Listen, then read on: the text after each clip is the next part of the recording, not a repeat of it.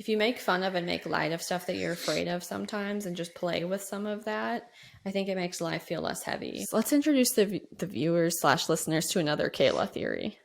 Oh, yeah. I've got theories for days, people.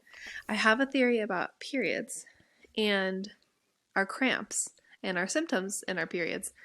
So, my theory is,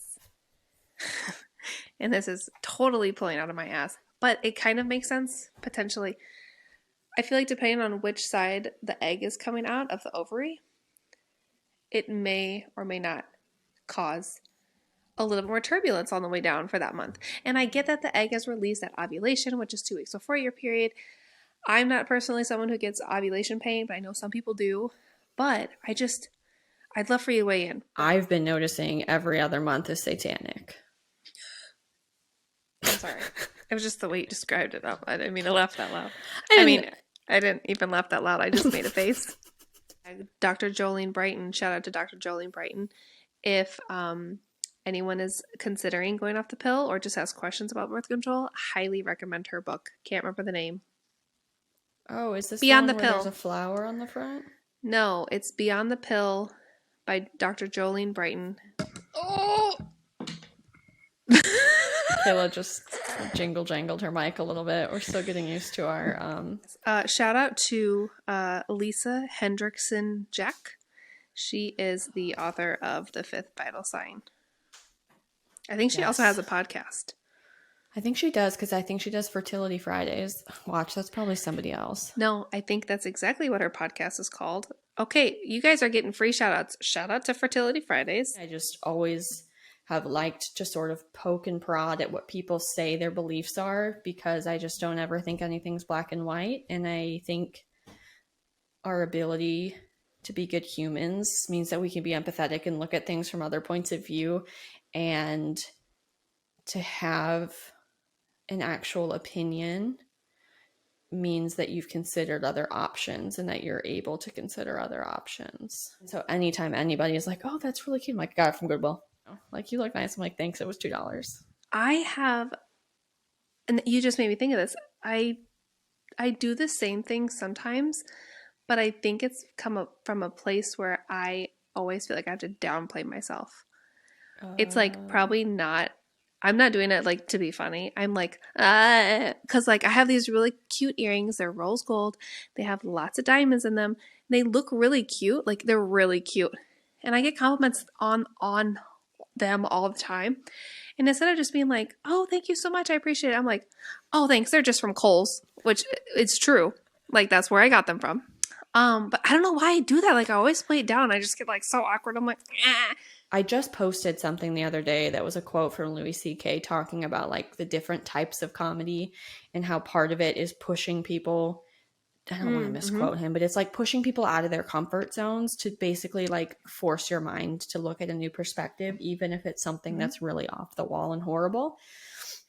It's like if I'm going to do something, I have to schedule it out like 2 weeks in advance, put it on my calendar, and then mentally prep for it, because it's not that it's exhausting to hang out with friends, but just adulting and going from work and then spending energy on clients. It's just, I don't know, it feels like a lot, and it's sad because whenever I do get out with friends, it's very fulfilling.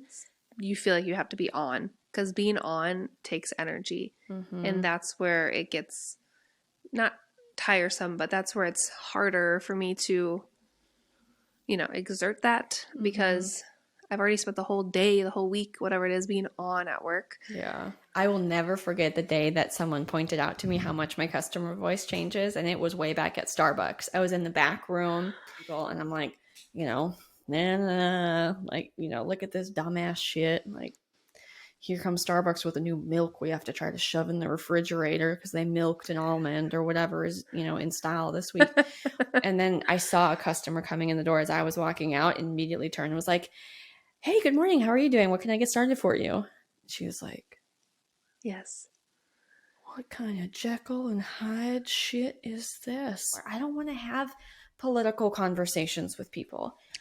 I don't. Kayla did another mic drop.